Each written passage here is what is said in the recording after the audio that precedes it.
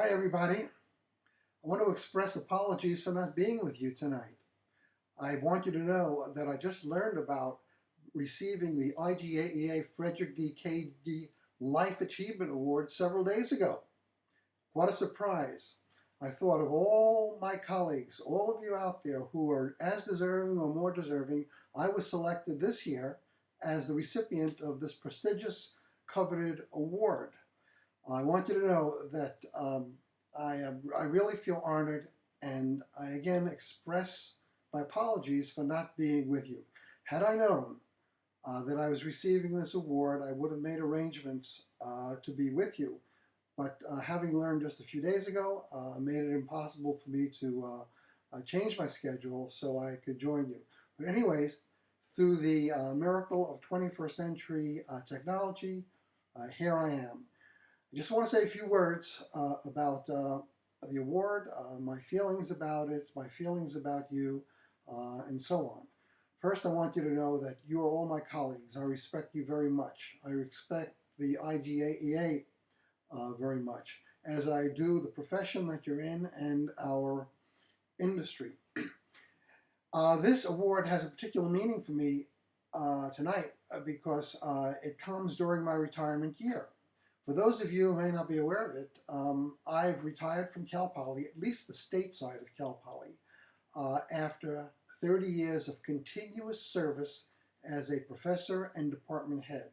This is the longest tenure of continuous department head service or chair service in the history of the university, and that goes on for over 100 years, and possibly in the entire history of the California State University system. I was hired in 1983 as a full professor and a department head.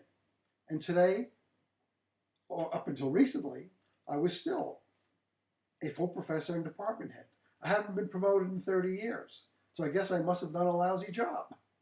In any event, I'm going to be staying on with Cal Poly on a part-time basis to help run the Graphic Communication Institute, but I am officially retired as of this year. I am not giving up my involvement with the industry. I plan to be active and participate in many projects and work with some of you if that opportunity presents itself in the near future. I want to say a few words about being successful in academia, regardless of what level you're at. It really takes what I call one word, and that's balance. Balance between your various constituencies, which are students, student associations, alumni, advisory boards. There are internal and external constituencies. There's the administration. There's the press, the media. And all these things, all these constituencies have to be stimulated and be aware of your needs, your interests, what you're doing for the industry, what you're doing for students, and so forth and so on. And I've always focused on making sure that these constituencies were always aware of what we do at Cal Poly, what they can do for us, and how we plan to advance the profession through educating students going out into the field. I've also had a philosophical undergirding that I professed over the years that I recommend all faculty members in academia, regardless of what level you're on, have. And that is to promote our profession, our field, our industry as equal to any other discipline in academia, as an intellectual discipline, as a discipline that makes important contributions to society. And in fact, we have. I'd say dating back to 1456 when Gutenberg invented the process of duplicating movable type, the printing industry has made more contributions to the production of knowledge, to intellectual thinking, to critical thinking, to literacy, and so forth and so on, than perhaps any other discipline out there.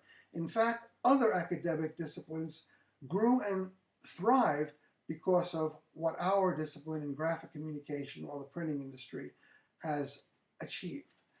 In conclusion, I want to point out that I couldn't be more proud of the award that I'm receiving tonight and for being part of your group of academic intellectuals, professors, teachers, technicians, and so on. I plan to continue my involvement in the field.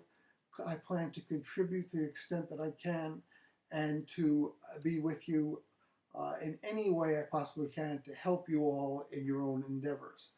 I'm often asked these days, well, do I have a hobby that I'm carrying into retirement? And I say, yes, I have a hobby. My hobby is thinking. And I will end with my favorite thought-provoking quote. It's by Charles Dickens. Charles Dickens once said, "The printer is the friend of intelligence, of thought. The printer is the friend of liberty, of freedom, of law. Indeed, the printer is the friend of every person who is the friend of order. Of all the inventions, of all the great results and the wonderful progress of mechanical energy and skill, the printer is the only product of civilization necessary to the existence of free people." Of course, if Charles Dickens was reciting this quote today, he may expand what the meaning of printing means and include some new technologies and new media as part of that.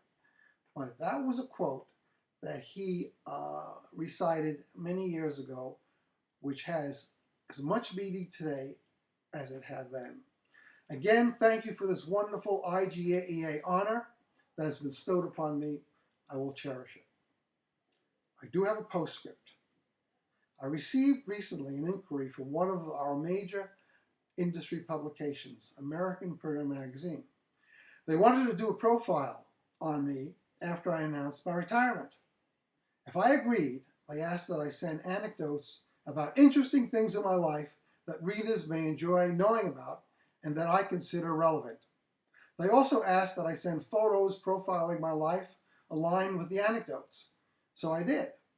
Their plan was to do an online video preparing readers for the actual article.